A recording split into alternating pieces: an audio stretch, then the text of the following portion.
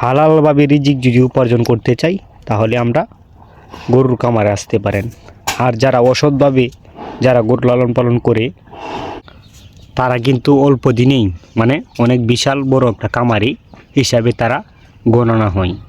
কারণ আসসালামু আলাইকুম, আমরা খামার করি, কিন্তু খামার করতে গিয়ে আমি সব থেকে একটা অভিজ্ঞতা পাইছি যে হালাল রিজিক উপার্জন করতে গেলে কিন্তু এখানে অনেক কষ্ট। হালালভাবে যদি আপনি খামার থেকে লাভ করতে চান তাহলে এখানে আপনার অনেক কষ্ট করে আপনাকে লাভ করতে হবে। আর এই লাভটা আপনি অনেক সময় নিয়ে করতে হবে, এবং কি আপনার বেশি টাকা এখানে আপনার ইনকাম হবে না।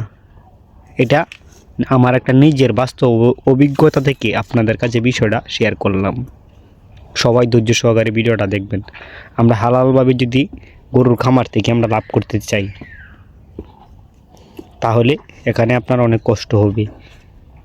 এখানে আপনার আয় উন্নতি, আপনার সংসারের যে একটা ঘাটতি, এগুলো পূরণ করতে গেলে আপনার খামার থেকে অনেক কষ্ট হয়ে যাবে।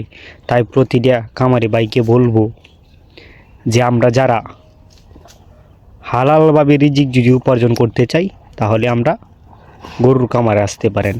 আর যারা অসৎভাবে যারা গরু লালন পালন করে তারা কিন্তু অল্প দিনেই অনেক বিশাল বড় একটা খামারি হিসাবে তারা গণনা হয়।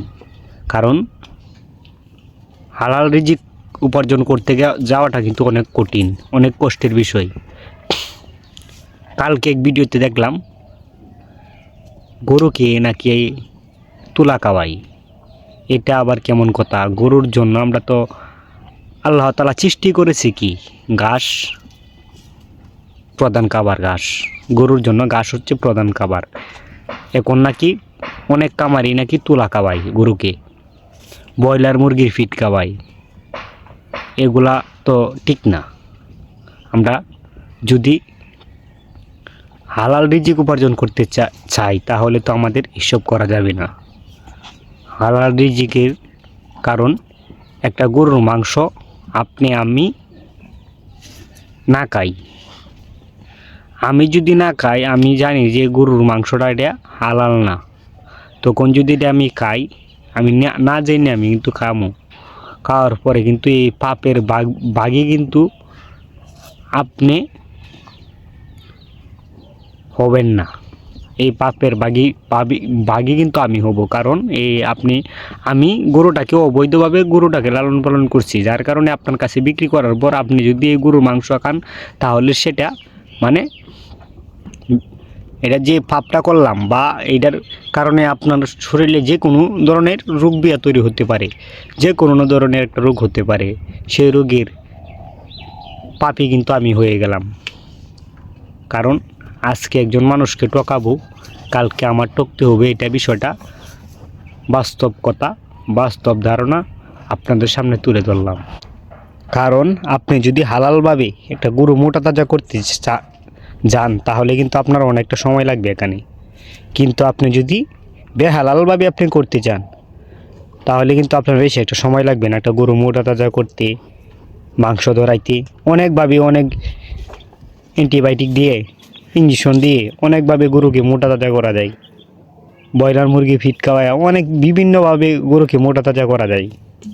এগুলা আমরা করব না। আমরা যদি হালাল রিজিক উপার্জন করতে চাই তাহলে আমরা এগুলা কাজ আমাদের করা যাবে না। আমরা আল্লাহর পথে চললে এখানে আপনার কি কষ্ট হবে, আপনার লাভটা ধীরে ধীরে আসবে, কিন্তু কষ্ট হবে আপনার অনেক, একটু সময় বেশি লাগবে।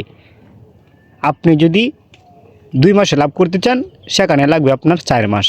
এটাই আপনি যদি হালালভাবে ইনকাম করতে চান, যেখানে আপনার লাগলো 2 মাস এখানে লাগবে আপনার 4 মাস, আপনার যদি হালালভাবে করতে চান। আর যদি বেহালালভাবে করতে চান তাহলে তো আপনি 2 মাসে করতে পারবেন।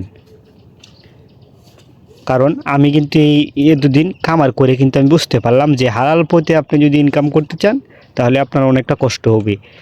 আপনাদেরকে আমি 2টা আমার ষাঁড় গরু দেখাইতেছি, আজকে নিয়ে কতদিন ধরে লালন পালন করতেছি। শুরু থেকেই যে থেকে আমি ভিডিও করি ওর থেকে গরুদেরকে আমি লালন পালন করতেছি।